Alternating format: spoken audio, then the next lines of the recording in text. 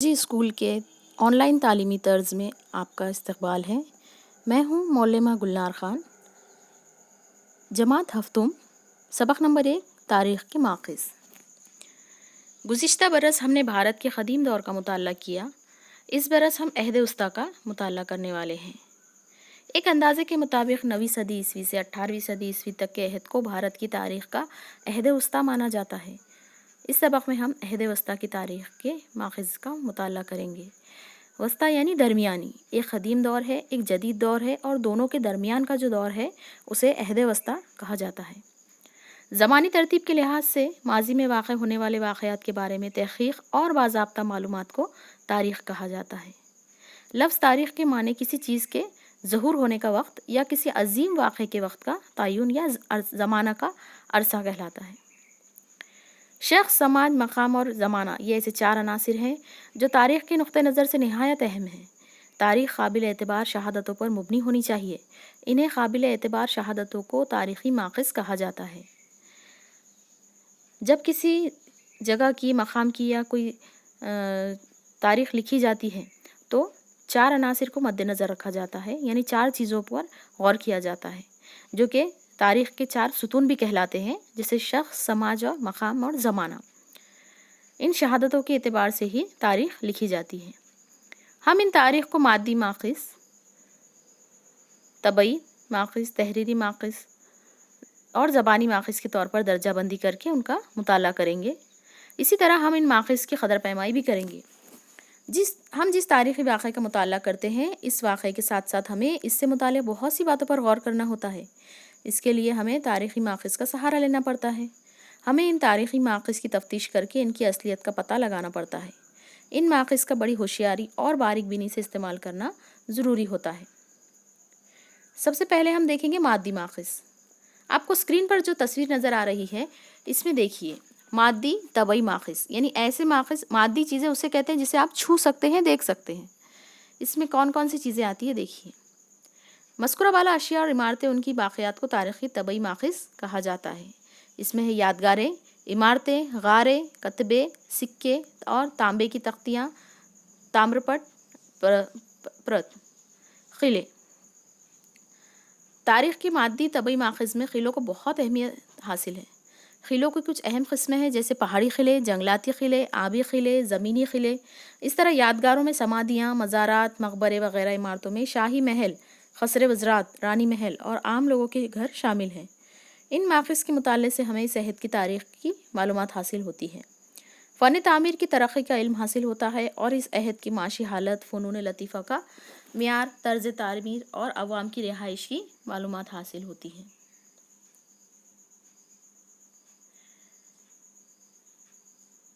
मुख्तलिफ हुक्मरानों के दौर में राइज सोने, चांदी और तांबे की धातों से तैयार करदा सिक्के तारीख़ के माख़िज़ के तौर पर बेहद अहमियत रखते हैं।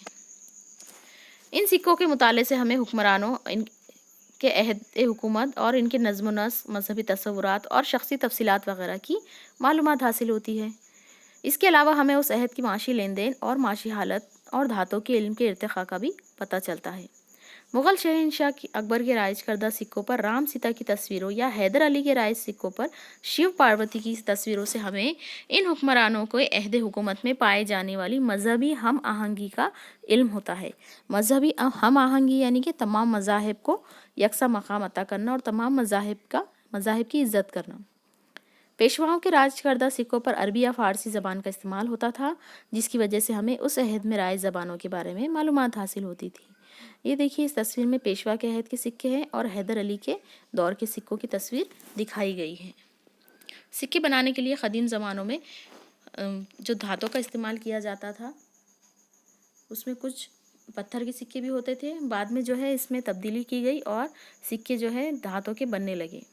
कुछ सोने के भी सिक्के बनाए जाते थे, तांबे, चांदी, पीतल वगैरह के भी सिक्के खुदाई में दरियाफ्त हुए हैं। कतबे, संगी तहरीरें, यानी कि जो कतबा उसे कहते हैं जो पत्थर पर तराश कर लिखा जाता है। जैसे आपने देखे होंगे, आप कभी कोई क़िले में जाते हैं या फिर जो पुरानी कोई मज़ार होती है तो उस पर जो लिखावट होती है वो पत्थर को तराश कर की जाती है और वो कई सालों तक जैसी की वैसी ही रहती है। कतबे संगी तहरीरी यानी पत्थरों और दीवारों पर कुंदा तहरीरें, मसलन तंजावर के बृहदेश्वर मंदिर के अहाते की तहरीर। हमें चालुक्य, राष्ट्रकूट, चौल और यादव हुक्मरानों के अहद की संगी तहरीरें भी दरियाफ्त हुई हैं। संगी तहरीरों को तारीख़ नवीसी का एक नहायत अहम और काबिल एतबार माखज़ माना जाता है, जिसकी वजह से ज़बान, रस्मुल ख़त और समाजी ज़िंदगी जैसे अहम मामलात की तफ़हीम में आसानी होती है। तांबे की परत या प्लेटों पर कुंदा तहरीरों को ताम्रपट परत कहा जाता है। तांबे की इन परतों को शाही फरमान और फैसलों वगैरह की मालूमात कुंदा करने के लिए इस्तेमाल किया जाता था। तहरीरी माखज़, तहरीर यानी लिखना। देवनागरी, अरबी, फ़ारसी और मोड़ी जैसे रस्मुल ख़त ज़बान की मुख्तलिफ़ शक्लों, भोजपत्रों, पोथियों, मजहबी किताबों, ग्रंथों, शाही फरमान, सवाने हयात और तस्वीरों की मदद से हमें इस वहद की तारीख़ की मालूमात मिलती है। इनके अलावा खाने पीने की अशिया, अवामी ज़िंदगी, लिबास, रहन सहन, नज़रियात व ख़यालात, तक़रीबात, तीज व त्यौहार का भी इल्म हासिल होता है। दर्जा बाला तस्वीर देखिए, इन तमाम अशिया को तारीख़ी माखज़ कहा जाता है। ख़त व किताबत व मुरासिलात, उसमें आते हैं तस्किरे और तवारीख़, शजरे, ये तमाम तहरीरी माखज़ हैं। गैर मुल्की सयाहों के सफ़रनामे, शाही दरबार के रोज़मर्रा के कामकाज की दस्तावेज़, ग्रंथ, सवाने हयात, शाही फरमान, फ़ैसले वगैरह, इन तमाम को तहरीरी माखज़ में शुमार किया जाता है। अहद उस्ता में गैर मुल्की सयाह भारत आए, उन्होंने अपने सफ़रनामे तहरीर किए। इन सयाहों में अल-बैरूनी, इब्न बतूता, निकोलस मनुची वगैरह शामिल हैं। बाबर की सवाने, कवि परमानंद की संस्कृत ज़बान में तहरीर करदा शिवाजी की सवानें, श्री शिव भारत, इस तरह मुख्तलिफ़ हुक्मरानों की सवानें और इनकी मरासिलत, ख़त व किताबत के मुताले से हमें इनकी हुकूमत पॉलिसियों, नज़्म व नस्क़ और सियासी ताल्लुक़ात का इल्म होता है। तवारीख़ या तारीख़ के मायने होते हैं वाक़याती तरतीब। अल-बैरूनी, ज़ियाउद्दीन बरनी, मौलाना अहमद, याहिया बिन अहमद, मिर्ज़ा हैदर, भीम सीन सकीनिया वगैरह की तहरीर करदा तवारीख़ हमें दस्तयाब है।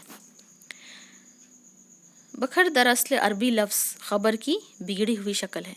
बखर महाराष्ट्र में वजूद में आने वाली तारीख़ नवीसी की एक क़िस्म है। बखर के ज़रिए हमें उस ज़माने की सियासी इनक़लाबात, ज़बान, सक़ाफ़ती ज़िंदगी, समाजी हालात वगैरह को समझने में मदद मिलती है। मराठी ज़बान ज़्यादातर बखर चौके वाक़यात गुज़र जाने के बहुत अरसे बाद लिखे गए थे, इसलिए इनमें अक्सर सुनी सुनाई मालूमात पर जोर दिया गया है।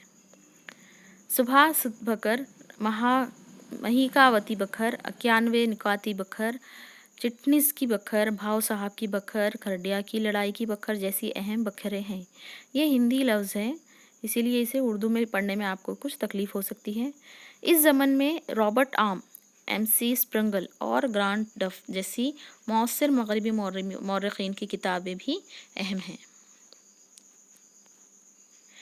अब देखेंगे हम ज़बानी माखज़। अवामी रिवायात में नस्ल दर नस्ल मुंतकिल होने वाले चक्की के गीत, लोकगीत, पवाड़े, कहानियाँ, दंत कथा, रिवायती हिकायात वगैरह के ज़रिए हमें अवामी ज़िंदगी के मुख्तलिफ़ पहलुओं को समझने में मदद मिलती है। इस किस्म के माखज़ को ज़बानी माखज़ कहा जाता है। ज़बानी माखज़ की भी कई सारी क़िस्में हैं, यानी ऐसे माखज़ जो ज़बानी तौर पर लोगों को याद है। जैसे कि आप देखते होंगे कुछ गीत जो आपकी वालिदा आपको सिखाती है, उनकी वालिदा से उन्होंने सीखा था और वो इसी तरीक़े से जो है ज़बानी से ज़बानी याद होते होते आगे के दौर में बढ़ रही हैं। जैसे लोकगीत है, सरगुज़िश्त है, श्लोक हैं, अभंग हैं, पवाड़े हैं, कहानियाँ हैं, कहावतें हैं, मतले हैं। मज़कूरा वाला तीनों अक़साम में माखज़ की बुनियाद पर तारीख़ तहरीर की जाती है। एक मरतबा तहरीर करदा तारीख़ में भी तहक़ीक़ का काम मुसलसिल चलता रहता है। इस तहक़ीक़ के ज़रिए नए माखज़ और नई मालूमात सामने आती है। इन नए माखज़ और नई मालूमात के मुताबिक तारीख़ को दोबारा तहरीर किया जाता है। मसलन हमें अपने दादा दादी, वालिदैन और अपने ज़माने की तारीख़ की किताबों में से किसी न किसी हद तक फ़र्क मिलता है। तारीख़ी माखज़ की क़दर पैमाई। अब जो भी आपको तारीख़ी माखज़ दस्तयाब हुए हैं उन्हें पहले जांचा परखा जाना ज़रूरी होता है, उसे क़दर पैमाई कहा जाता है। जिस तरीक़े से आप साल भर पढ़ के एग्ज़ाम देते हैं, इम्तिहान देते हैं, उसे भी क़दर पैमाई ही कहा जाएगा। मज़कूरा वाला तमाम तारीख़ी माखज़ को इस्तेमाल करने से पहले कुछ एहतियाती तदाबीर लाजमी होती है। ये माखज़ मोतबर है या नहीं, इस बारे में हमें छान पटक करना होता है। इन माखज़ में असल और नक़ल के फ़र्क को तलाश करना होता है। ان میں شامل مواد کے مطابق ان کا معیار طے کیا جا سکتا ہے۔ تاریخ نویس کی صداقت، اس کے ذاتی مفاد پر مبنی تعلقات، عہد، سیاسی دباؤ جیسے عوامل کا مطالعہ بھی لازمی ہوتا ہے۔ اب فرض کیجیے آپ کے مدرسے میں اگر کوئی واقعہ پیش آیا ہے، جیسے کوئی پروگرام ہوا ہے، اور اگر آپ کو اس کے بارے میں کچھ اپنے خیالات بیان کرنا پڑے، تو ہر بچہ اپنے ذہن، اپنے ماحول اور اپنی تعلیم کے حساب سے اسے بیان کرے گا۔ ٹھیک اسی طریقے سے ہر تاریخ داں اس کے حساب سے اس کی تحقیق کے حساب سے جو تاریخ لکھتا ہے اس میں بہت زیادہ فرق پایا جاتا ہے۔ اس بات کو بھی لازمی اہمیت حاصل ہوتی ہے کہ حاصل کردہ معلومات سنی سنائی ہے یا تاریخ نویس نے خود اپنی آنکھوں سے یہ واقعہ دیکھا ہے۔ تاریخ لکھتے وقت یہ بات بہت زیادہ اہمیت رکھتی ہے کہ تاریخ داں جو تاریخ لکھ رہا ہے وہ اپنے ذاتی تجربات بھی اس میں شامل کرتا ہے یا صرف اور صرف وہ واقعات کی ترتیب سے اسے بیان کرتا ہے۔ تحریر میں مبالغہ آرائی اور تصنع پر بھی غور کرنا پڑتا ہے۔ اس معلومات کا اسی عہد کے دوسرے ماخذ سے موازنہ کرنا پڑتا ہے۔ اس بات سے انکار نہیں کیا جا سکتا کہ حاصل کی ہوئی معلومات یک طرفہ، غیر متعلق یا مبالغہ آمیز ہو، اس لیے اس معلومات کا استعمال نہایت باریک بینی اور صحت کے ساتھ کرنا پڑتا ہے۔ ہمیشہ جانچ پڑتال کرنے کے بعد ہی ان ماخذ کا استعمال کرنا بہت ضروری ہوتا ہے۔ تاریخ لکھنے کے دوران تاریخ نویس کی غیر جانبداری اور مستقل مزاجی بہت زیادہ اہمیت کی حامل ہوتی ہے۔ دیگر اسباق کے اور دیگر جماعتوں کے ویڈیوز حاصل کرنے کے لیے ہمارے چینل 4G اسکول کو سبسکرائب کیجیے اور اس ویڈیو کو لائک کیجیے اور اپنی تعلیم جاری رکھیے۔